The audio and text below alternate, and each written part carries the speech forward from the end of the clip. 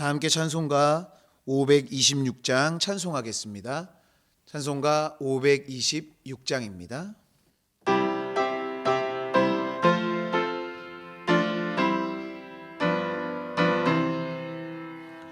목마른 자들아 다 이리 오라. 이곳에 좋은 샘 흐르도다. 힘쓰고 애씀이 없을지라도 이 샘에 오면 다 마시겠네. 이 샘에 솟는물 강같이 흘러 온 천하 만국에 다 통하니. 빈문화 위천에 분별이 없이 다 와서 쉬고 또 마시겠네. 생명수 샘물을 마신 자마다 목다시 마르지 아니하고 속에서 솟아나 생수가 되어 영원히 솟아 늘 풍성하리. 이 샘의 이름은 생명의 샘물, 저수정빛같이 늘 맑도다. 어린 양 보좌가 근원이 되어 생명수 샘이 늘 그치지 않네.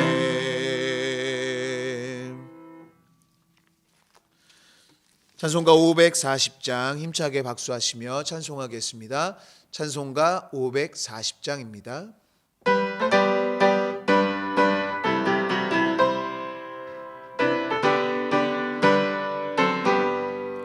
주의 음성을 내가 들으니 사랑한단 말일세. 믿는 마음으로 주께 가오니 나를 영접하소서. 내가 매일 십자가 앞에 더 가까이 가오니 구세주의 흘린 보배 피로써 나를 정케 하소서. 주여 넓으신 은혜 베푸사 나를 받아주시고 나의 품은 뜻 주의 뜻같이 되게 하여 주소서. 내가 매일 십자가 앞에 더 가까이 가오니 구세주의 흘린 보배 피로써 나를 정케 하소서. 주의 보좌로 나갈 때에 어찌하니 기쁠까. 주의 얼굴을 항상 배우니 더욱 친근합니다. 내가 매일 십자가 앞에 더 가까이 가오니 구세주의 흘린 보배 피로써 나를 정케 하소서. 우리 구주의 넓은 사랑을 증량할 자 없으며 주가 주시는 참된 기쁨도 헤아릴 수 없도다. 내가 매일 십자가 앞에 더 가까이 가오니 구세주의 흘린 보배 피로써 나를 정케 하소서.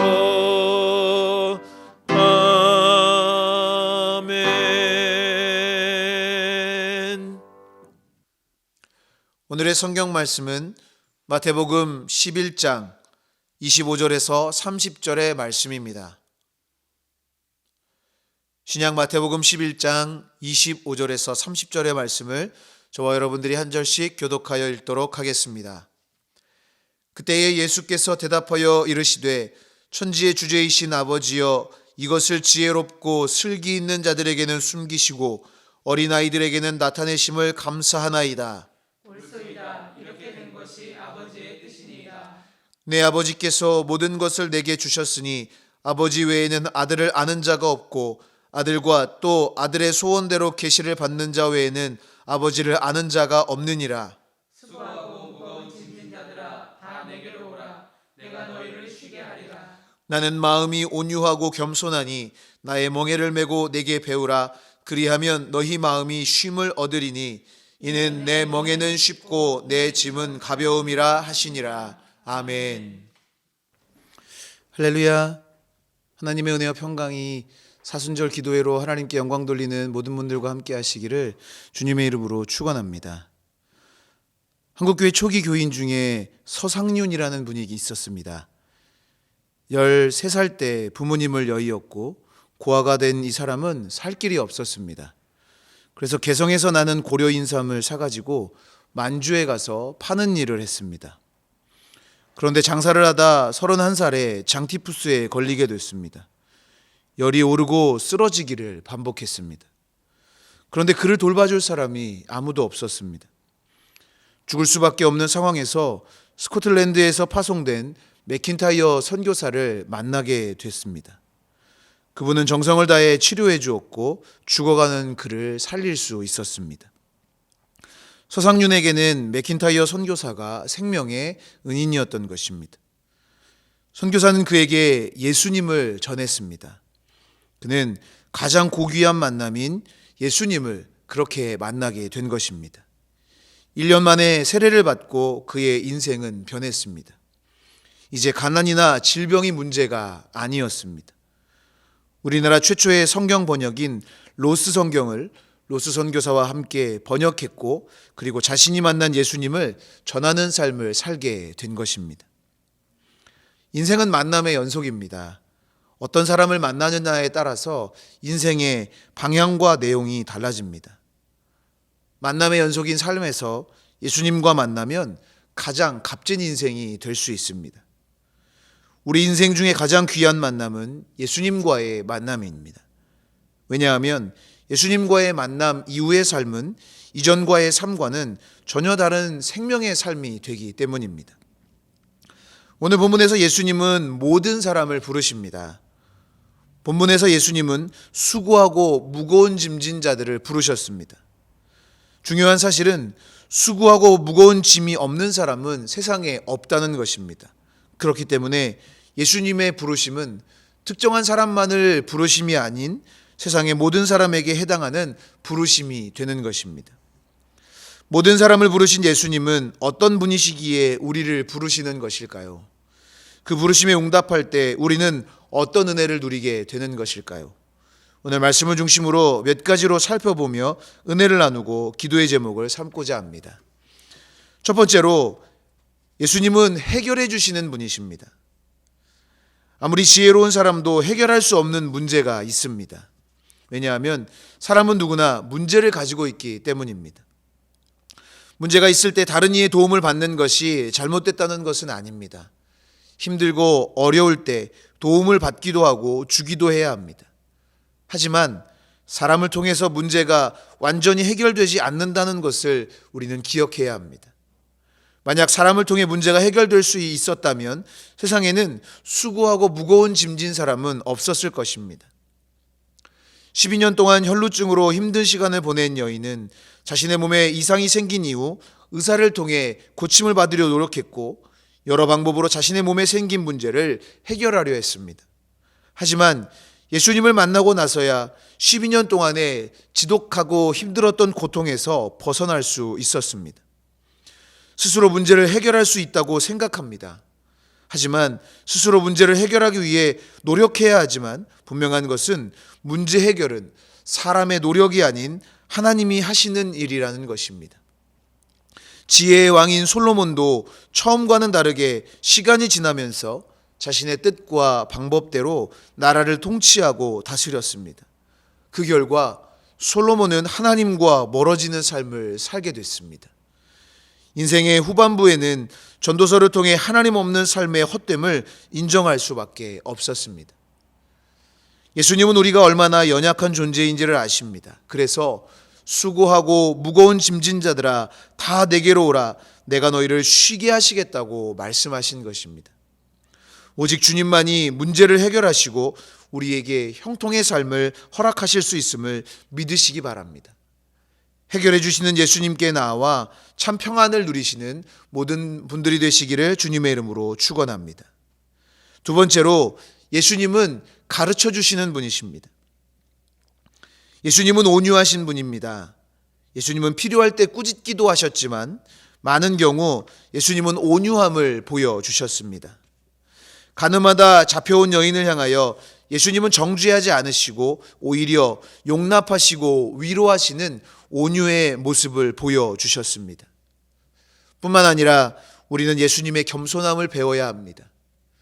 빌립보서 2장 6절로 8절에서 사도 바울은 예수님의 겸손을 이렇게 말합니다.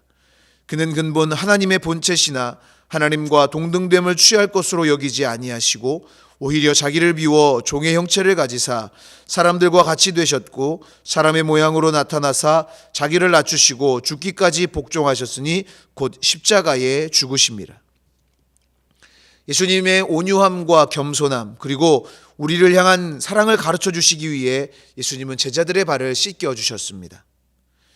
예수님이 제자들의 발을 씻겨 두시려고 했을 때의 상황에 대해 사도 요한은 이렇게 말합니다. 가룟 유다의 마음에 예수님을 팔려는 생각을 넣었다라고 기록합니다. 더욱이 자신들의 발은 그렇다 쳐도 예수님의 발을 씻어주는 제자가 없었습니다.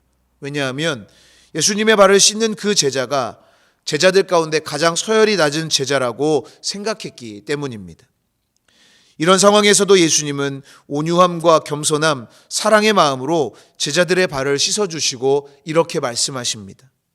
내가 주와 또는 선생이 되어 너희 발을 씻었으니 너희도 서로 발을 씻어주는 것이 옳으니라. 내가 너희에게 행한 것 같이 너희도 행하게 하려 하여 본을 보였노라. 오늘 본문에서도 예수님은 나는 마음이 온유하고 겸손하니 나의 멍에를 메고 내게 배우라 라고 말씀하셨습니다. 예수님은 말씀과 삶, 행동으로 우리를 가르쳐 주십니다. 예수님의 가르침을 받으면 쉼을 얻게 된다고 말씀하십니다. 예수님은 우리의 참된 스승이십니다. 진리를 가르쳐 주시고 진정한 사랑을 보여주셨습니다. 그리고 우리의 삶에 쉼을 주시기 위해 온유함과 겸손함을 가르쳐 주십니다. 예수님의 가르침을 통해 쉼을 얻는 우리 모두가 될 수 있기를 주님의 이름으로 축원합니다. 마지막으로 예수님은 우리에게 안식을 주시는 분이십니다. 위대한 과학자인 아인슈타인은 노후에 기독교 신앙에 귀의하게 됐습니다. 그러면서 그는 이런 고백을 하게 됩니다.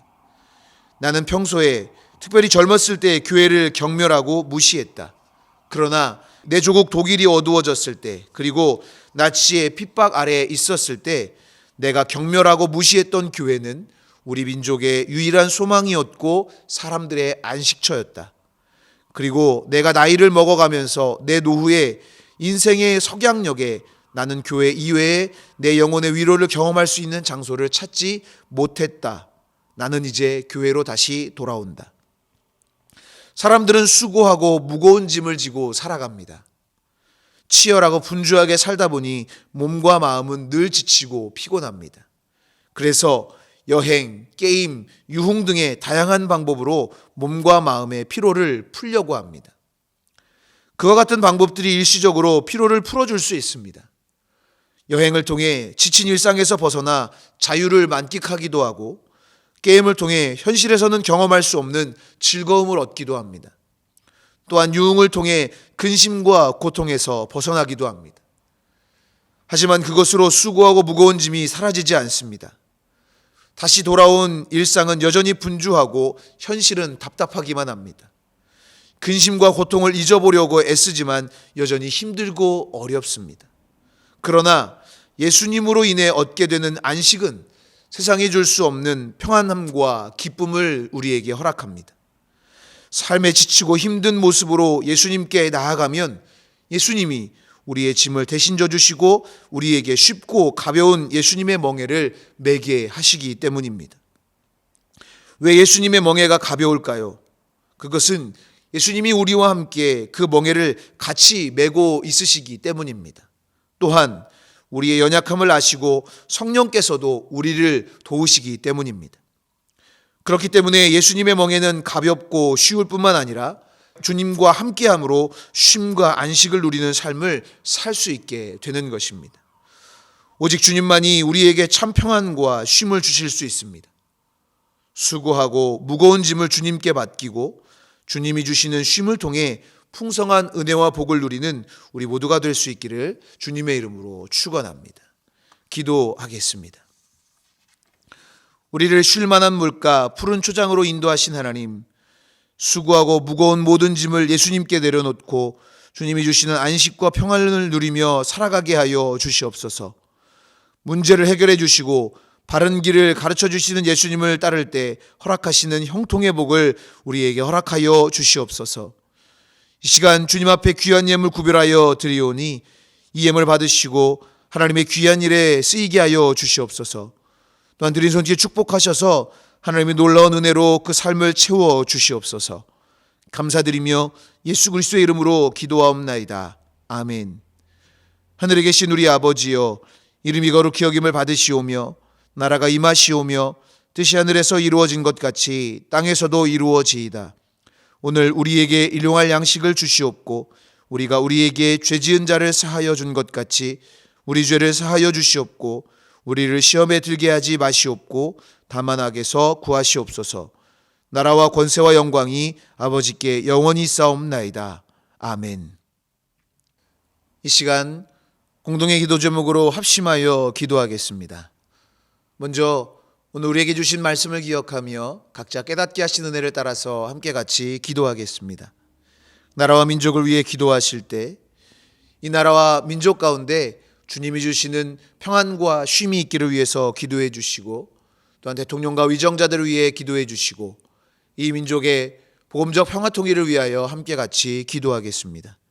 교회를 위해서 기도하실 때 담임 목사님 신원의 강건하심과 성령의 능력을 위해 기도해 주시고 사순절 경건 훈련을 통해 온 성도들이 주님을 더 닮아가며 예수 그리스도를 더 사랑하는 귀한 시간이 되기를 위해서 기도해 주시고 또한 교회학교 신앙 챌린지와 또 이제 현장 예배를 위해서 함께 같이 기도하겠습니다.